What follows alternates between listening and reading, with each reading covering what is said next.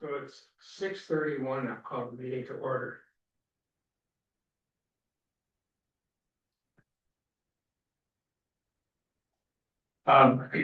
First item on the agenda is approving the minutes of the May 27th meeting.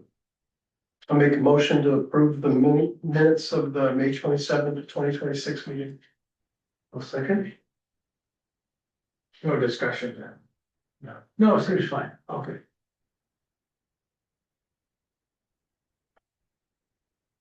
Second item on the agenda, which I think is what is of most interest to people, is the public hearing on the New Leaf Energy Solar Project, the NOI for 66 North Union Street. And we have received a peer review from Levesque Associates, our peer reviewer, regarding the updated version. I think it's the April version of the New Leaf Energy NOI. And then unfortunately, New Leaf wasn't ready to correspond to it. They're preparing a reply, and it wasn't ready in time for this meeting. So I've been given the consent by them to continue the meeting until July, at which time we'll have our regular meeting on July 29th, which is Wednesday this time. I think that's about all we have to do for tonight on that. All right, You gotta vote on that though. we do have to vote We have to to vote to continue. Okay, continue. I think we've done that. Yes. Okay, someone make a motion then. I make a motion that we continue the New Leaf proposal meeting until next month. Second. All in favor? Aye.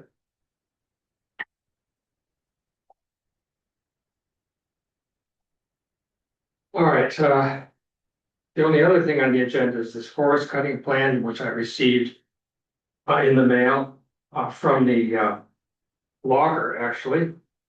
Dylan Field Logging in Northfield.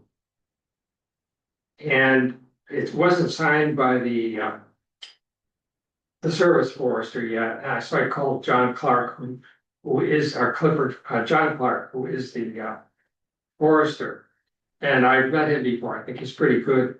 He's done some work in town and on which I participated.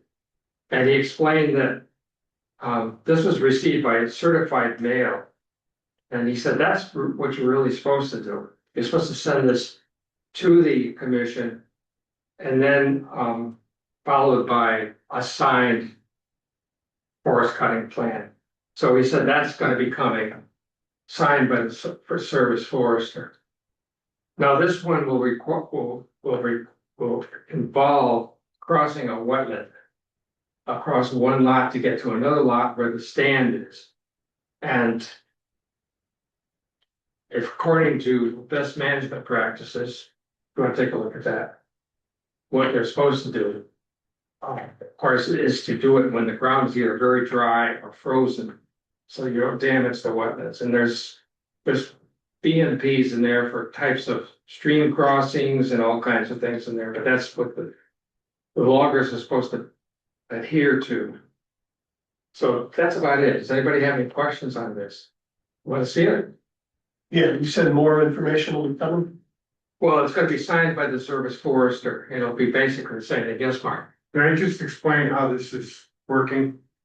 So basically, I think the owner is responsible for sending a copy of the forest cutting application, so that's just an application to the commission, the abutters.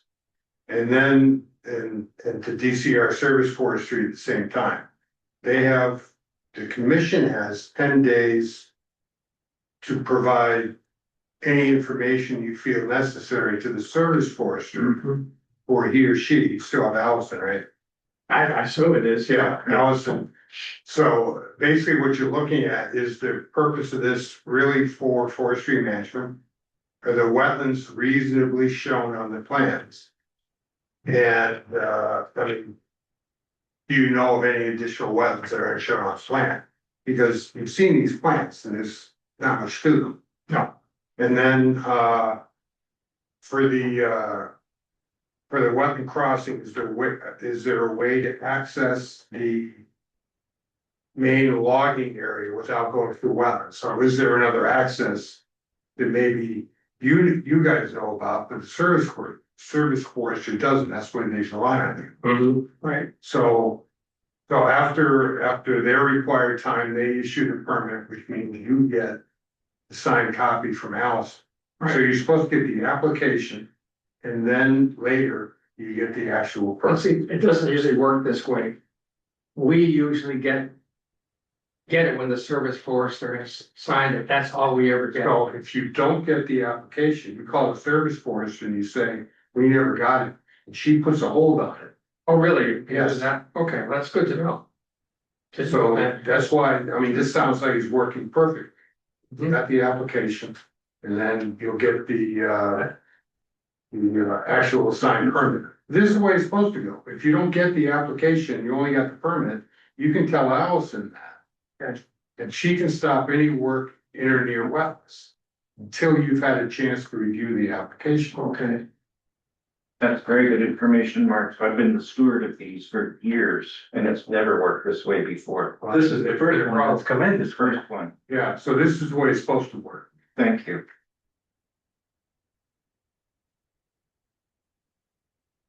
It's hard to see what the wetlands are there. well, yeah, I looked at them.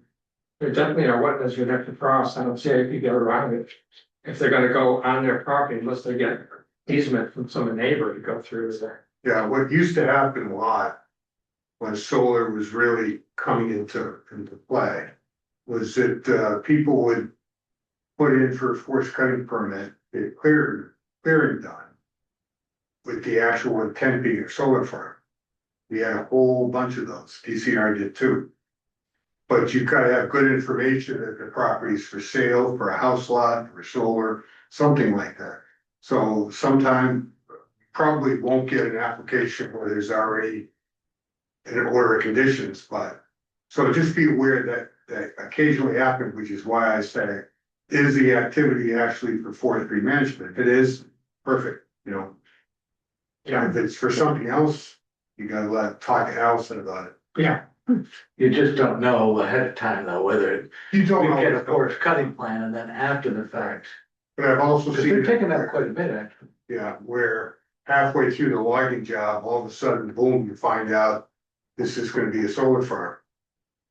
I mean, something like that, or a single family house lot or something Yeah. like that. So that's when you talk to Allison. Doesn't do any good to talk to me, because I'm just gonna tell you to talk to Allison. this is really great information and helpful. We appreciate that. So even if we don't get the preliminary from the forester.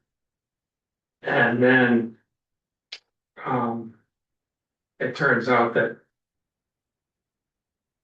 afterwards, we can say we never received what we're supposed to receive, Right. and therefore she'll put a stop on it. For any work in or near wetlands, yes. Yeah, near wetlands, right? And most of the logging jobs in Western Mass, somehow they involve wetland. True. But this guy is pretty good because he volunteered all this information and the logger sent this. That's excellent. I mean, they were, he liked them a lot. That's why he chose them to do this job. Good. So Who's doing the logging? it's I'm sorry? Clifford Clark, Williamsburg. Oh, yeah. He's a very good guy. well, he's the owner. Of the property? Yeah, I'm sorry. it's the logger is, Yeah. it's on Northfield. I apologize. In Northfield, okay. I saw his name. Yeah, he's there as the owner. Oh, where's the lot getting cleared? Where's the lot? It's on North, It's on South. North Central Street. Part of it's gonna be in Hawley, part of it's gonna be in Plainfield. And it's off to the east side of North Central Street. So it's past, house? North Central? North Yes. Union Street. Oh, North Union. No, I thought it was North Central. Well, it's South Street on North Union. South Road crosses, it's the. Oh, it's well, the yes, west South side Road in of Holly, North Union Street yeah, Yeah, or, at the Holly line. Oh, South Road is in Holly, and the lot comes south of the road.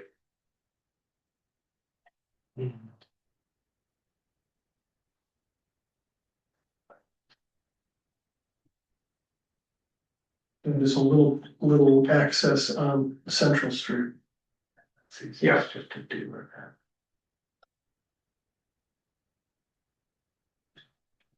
so any other additional questions on this? Anybody? It wasn't clear to me where wetlands are for that. So I was just If gonna you look at the layers, and you'll see, well, that's what I'm doing. there's a stream a little bit off to the west, but then there's So there's wetlands a big on the map there, yeah. There's a pretty good size one that goes across the. Yeah, middle of the that's whole right, pretty much that whole, there's two lots there.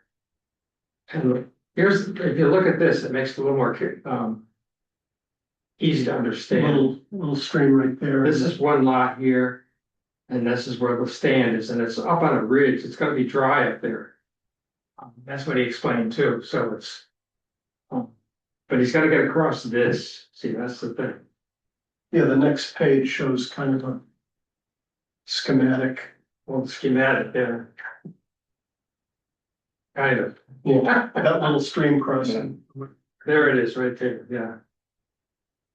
And the wetland. So that's the situation.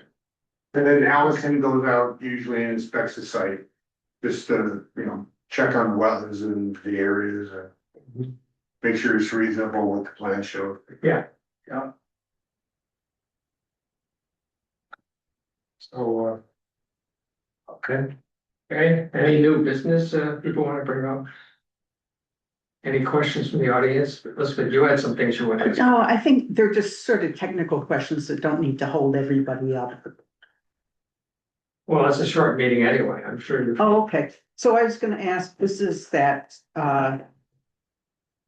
reports from Levesque or Levesque, and in basins, it seemed like in basins 2 to 5, certain changes needed to be made, and it said that the certain changes will put pressure on the buffer area. And I was wondering what pressures, what big deal are they, and how will the effects be measured or monitored? Yeah, well.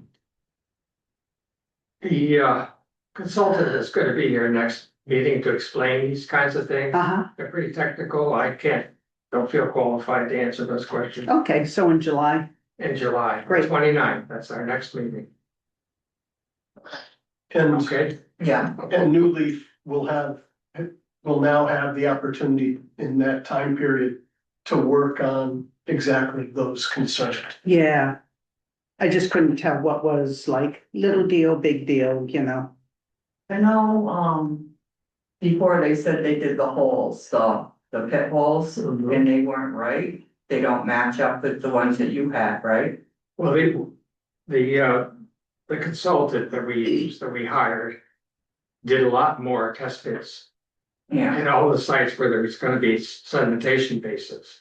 And that's where there was a big problem, because their consultant that they had hired didn't do enough of that. That's the problem. okay, but doing with the basins like she just talked about. And I know we don't know everything, that's the problem. And you just said that you're gonna be learning too. That's why we I'm hired a just consultant. wondering, The thing is, that we're having a dialogue with engineers, okay, and that's why we hire a consultant, who knows what they're doing. yeah, So the basins are in the right spot. yeah, Our test pits were to identify the soil types and yeah, the natures of these soils. So they've done everything right. Well, I mean, to a certain extent, Yeah. to that point. What we're doing is confirming what are the soil types, what's the drainage like in these areas? And Yeah. what's the surface water like? And That that was was a key also finding. goes along with the surface water. Yeah. As far as drainage goes. In the right season, meaning near snow melt, spring conditions. yeah. Is that the only big issue you guys have? Well, it's the stormwater, control project, basically, that's what it's all about. We're about the Wetlands Protection Act, so we're trying to address that. Okay, yeah, And that's where, you know, yeah, I'm just trying to think ahead of, I can explain a little bit. Yeah, I just wanna add one more thing, the rest of it is basically zoning issues yeah, and dealing with other matters than wetlands, yeah, okay? So, Mark Stinson with DEP, I live here in town. So the thing with stormwater, so this type project is subject to the stormwater standards. So one of the standards, stormwater standards, standard 2, says that post-construction runoff cannot be greater than pre-construction runoff. So if they're proposing basins to handle any additional runoff, they have to keep the volume and velocity under or at or below what it is now. Yeah. Undisturbed. That way there's no offsite impacts. Yeah. So it's very important if they're proposing infiltration bases. Everybody wants to make sure, especially the commission, that, and of course the butters and everybody else, that there's not going to be offsite impact. But don't forget, this is all based on numbers and soil and other calculations. You still might get runoff, you know, if the ground's frozen. Everybody knows you'll get infiltration in the wintertime, really. So, but it's based on an average over the year, kind of, sort of. But anyway, that's the way to make sure that's why the commission's doing what it's doing, hired a consultant, which is great. To make sure all these stormwater calculations are what they should be.